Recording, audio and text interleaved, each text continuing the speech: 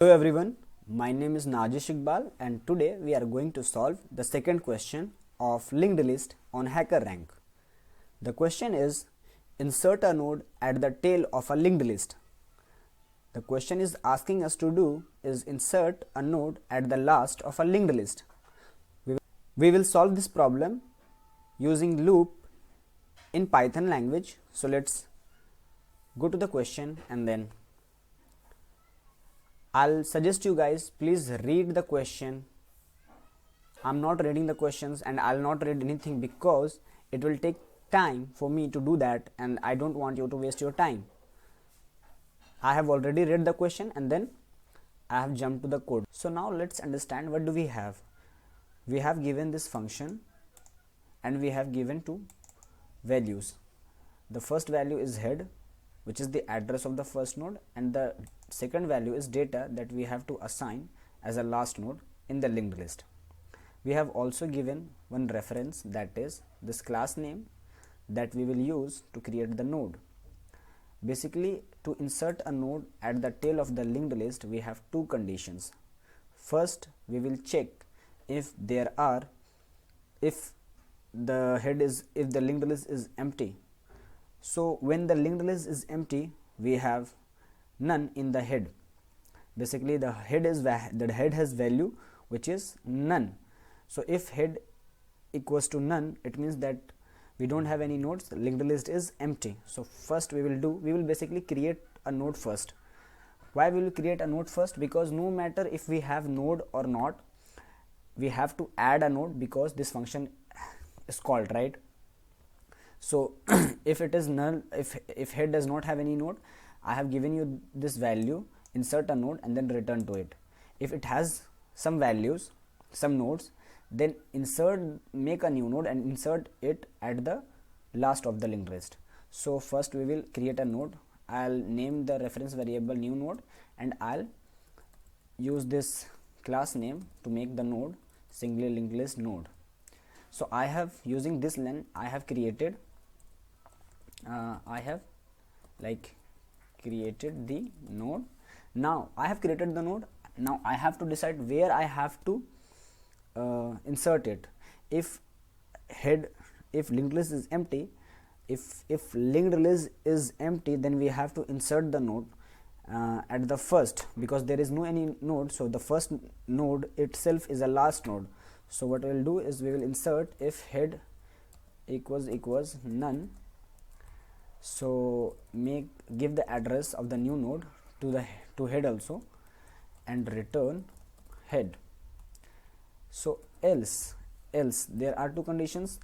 Now there is other condition, that is now we have some nodes in the head. The first condition is when we don't have any nodes, the linked list is empty. The second condition is we have some nodes and we have to add a new node to the last node.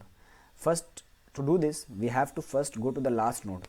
So how can we go to the last node? We will make another variable called current and give the address of the first node using head, because head has the address of the first node. And now we will move current one by one until we reach the last node. So we will use while current dot next not equals none. There is one property in the single linked list that the last node has null in its next field. So if we reach to the last node, then it means that we have null in the next field. So we will use that property and then we will move. If it is not the case, that linked list, if the node does not have null in the next field, we will move the current to the next node using current dot next. So when this condition becomes false, this condition becomes false when we reach to the last node, because if let's suppose we have reached to the last node and we are checking that we have reached to the last node and we are checking that if the next value is null or not. So if next value is none, so we are saying that none not equals to none, which becomes false. So we come out of the loop while loop, and we will, what we will do is we will insert the new node address in the last node next field, that is new node, and then we will return head, because we want to always return the first node address, so that we have the access to the every node. And now we will run the code and check if it is working or not.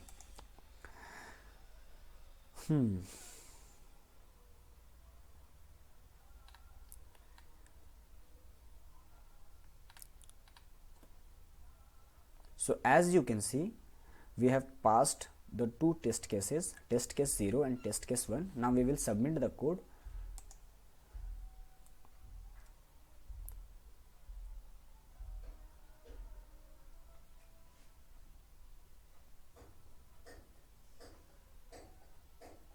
So as you can see, we have passed all the test cases. There are 9 test cases from 0 to 8 till 8. So we have passed all the test cases, and thank you so much for watching this video. We will solve the next question in the next video, and I'll suggest you, if you are comfortable with Hindi language, I have also made this video in Hindi language, so you can check it out. You can see a link on the right side of your corner, top of your corner, so you can click on that and then check that playlist. Thank you so much for watching this video.